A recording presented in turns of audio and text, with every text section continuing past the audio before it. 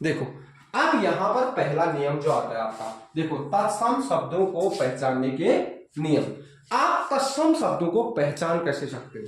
ठीक है, अब आपने ये जरूर पढ़ा होगा कि तत्सम शब्द कौन से शब्द होते हैं जो संस्कृत के मूल शब्द होते हैं। तत्सम शब्द जो संस्कृत के मूल शब्दों का प्रयोग हम हिंदी में कर रहे हैं वही क्या है? तत्सम है। माने जैसे जो संस्कृत के हैं उनको हम जैसे का तैसा कहां रख दे रहे हैं? हिंदी में। वैसे ही हम हिंदी बोलने में उसका प्रयोग कर रहे हैं। आप जैसे भी बात कर रहे हो तो हिंदी में जो बोलने में या लिखने में या पढ़ने में हु बहु शब्दों का, संस्कृत के हु बहु शब्दों का हम हिंदी में प्रयोग कर रहे हैं वही क्या है? तत्सम है। ये आपने लिख दिया था। अब इसका पहला नियम जो आता है इसमें री से या री से बने हुए शब्द या री भी जिस शब्द में होगा वो 98% 99% क्या होंगे? तत्सम शब्द होंगे। ठीक है, जितने भी शब्द क्या होंगे? री से बने होंगे या री की मात्रा जिनमें लगी होगी वो शब्द क्या होंगे? तत्सम होंगे। देखो पहला नियम आता है री से बने शब्द। री से बने शब्द। अब जिसमें भी या क्या होगा? जिन शब्दों में री की मात्रा हो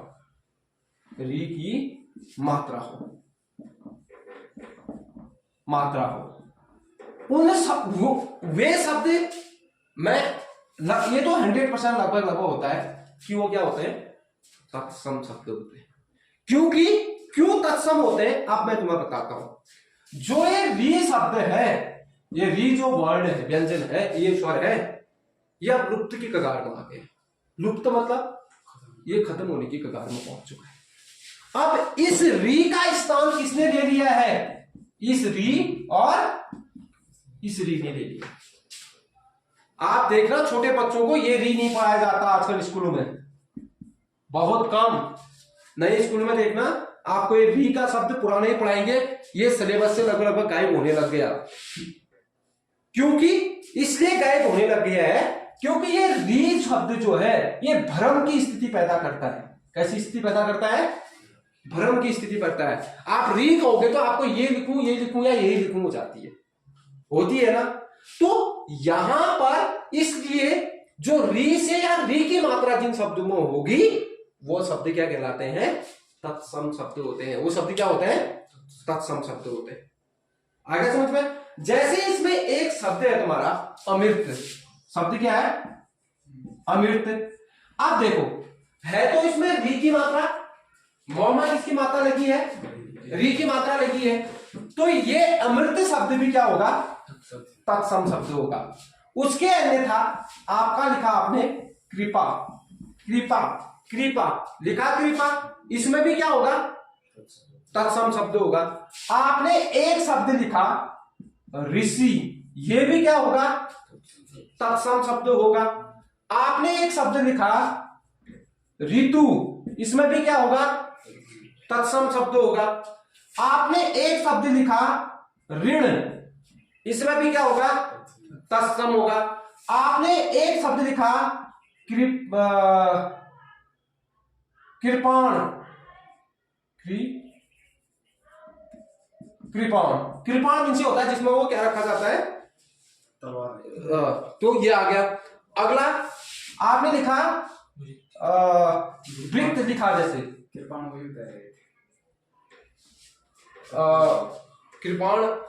हाँ जिसमें रखा जाता है। और उसके बाद क्या आ गया आपका? वृत्त, इसमें भी आया है। तो जहां पर भी री की मात्रा होगी या री से बना हुआ शब्द होगा वो हमेशा क्या होंगे? तत्सम शब्द होंगे। पहला नियम आ गया, लिखो इसको। देखो जहां पर भी रेप लगा हो, रेप का मतलब जो ऊपर रो लगा होता है, कहां लगा होता है? ये किसी भी व्यंजन के ऊपर लगा होता है। रो लगा होगा, वो किसी व्यंजन के नीचे, ये वाला रो नीचे लगा होता है ना, किसी लगा हो, वह तत्सम शब्द होता है। वह क्या होता है? तत्सम शब्द होता है। अब नीचे वाला रो जैसे आपका पहला आ गया आपका क्रम, क्या आ गया? क्रम। दूसरा आ गया आम्र, आम्र मीन से आम। आप अगला लिखा आपने प्रश्न, क्या लिख दिया? प्रश्न।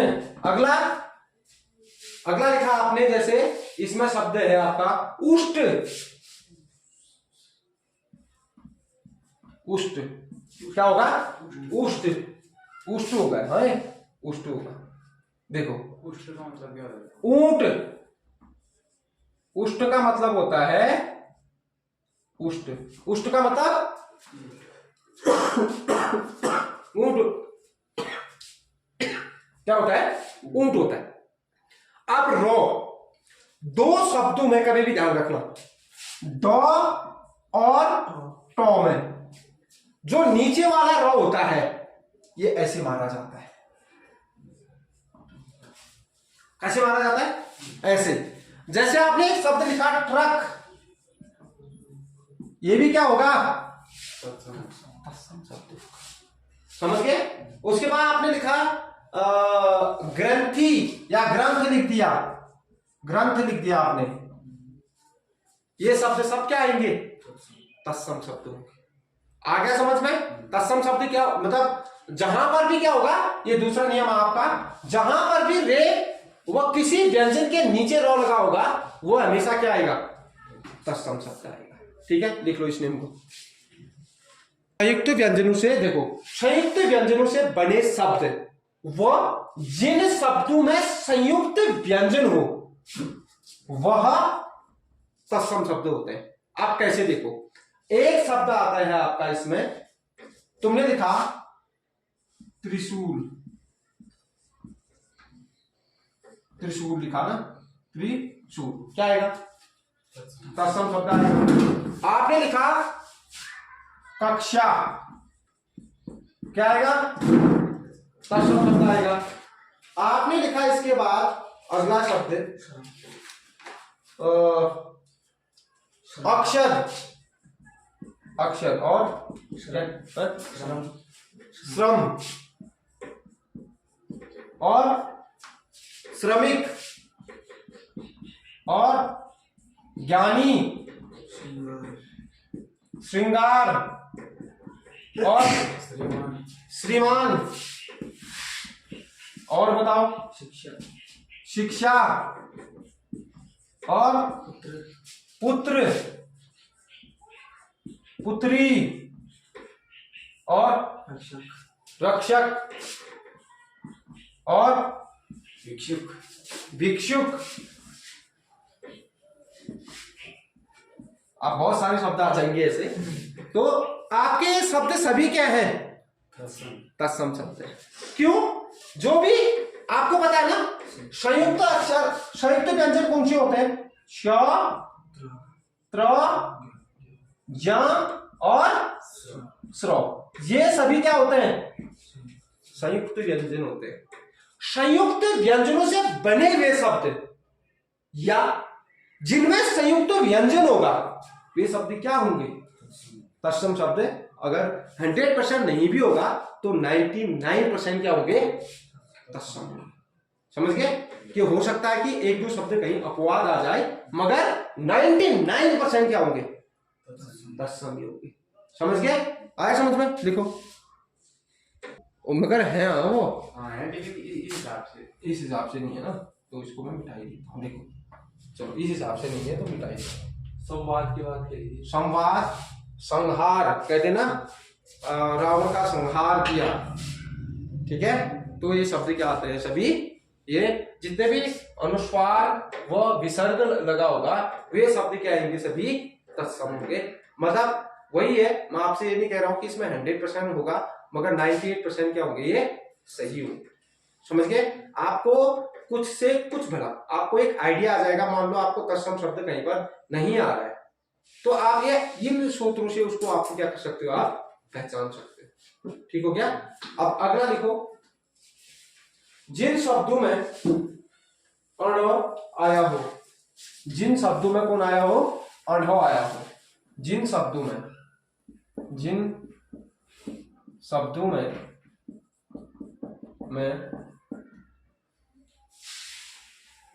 अणव आया हो वे क्या होंगे सभी तत्सम शब्द होंगे।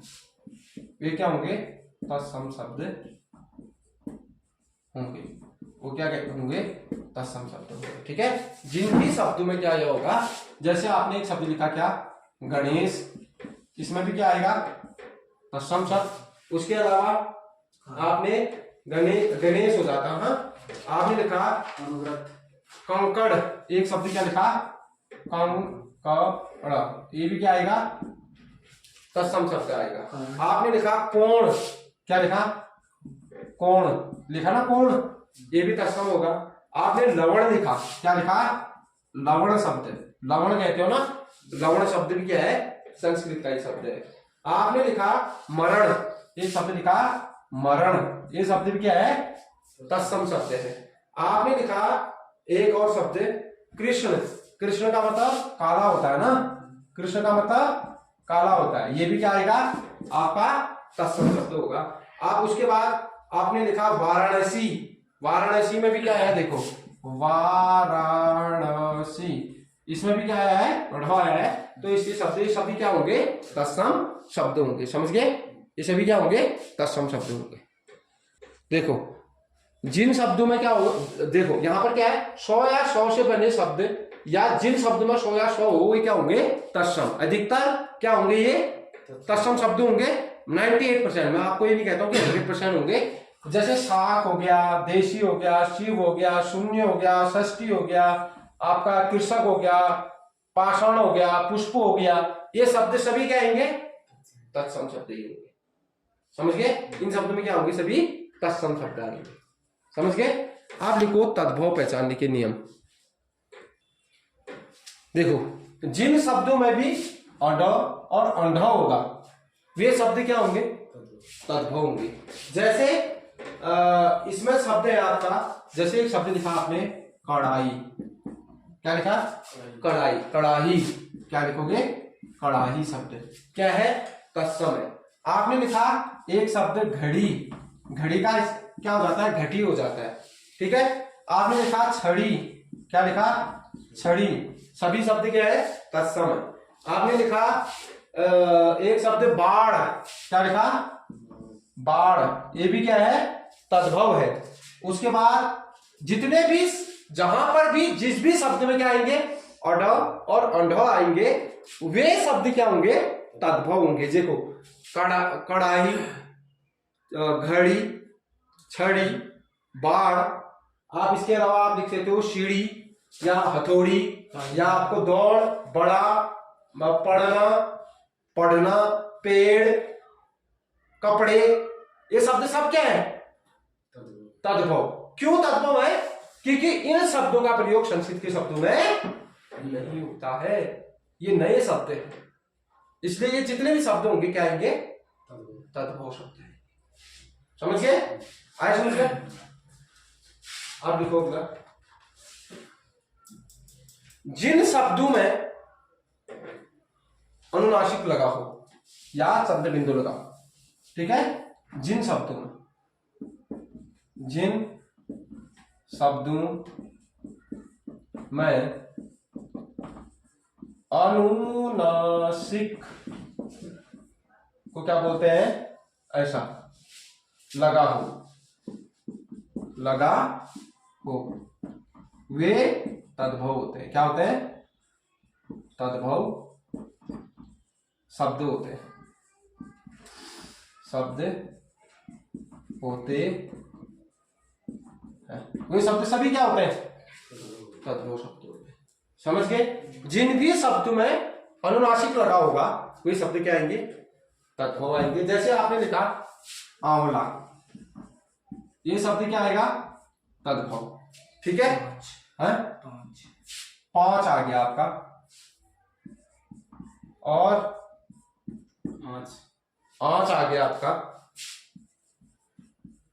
और चांद आ गया आपका, और ऐसे अनगिनत शब्द है, तो समझने के लिए इतना लिख लो। ठीक है, ये सभी शब्द क्या आएंगे तद्भव शब्द आएंगे। ठीक है।